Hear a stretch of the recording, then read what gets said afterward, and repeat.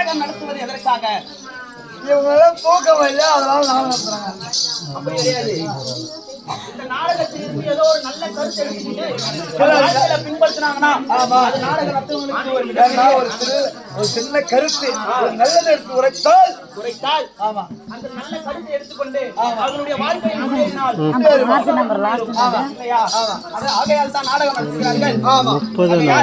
இந்த உலகத்தில் யார் பெண்கள், ஏன் இந்த பெண்கள், எதற்காக இந்த பெண்கள் அப்படி என்றால் ஒரு ஆணின் வெற்றி நிற்பதோ, குடும்பத்திற்காக சமைப்பதோ, குடும்பத்திற்காக தன்னை அர்ப்பணிப்பது மட்டும் பெண் அல்ல.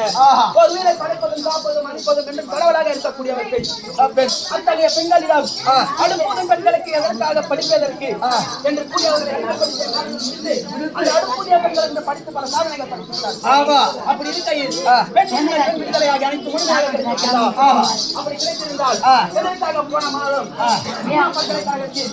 பெண்ணாகப்பட்டவர் பாலியல் வன்கொடுமைக்கு உள்ளாகிறார். ஆகையால் ஒவ்வொரு ஆணும் தன்னை படைக்கப்பட்டது பெண்களின் பாதுகாப்பிற்கு என்று உணர்ந்திடுவோம். பெண்மை குறிக்கின்ற தாய்மையை நான் வந்து மிக நேரமானவர். என்னுடைய ஊர் என்ன, என்னுடைய பேர் என்ன, நான் யார், இந்த விளக்கத்தை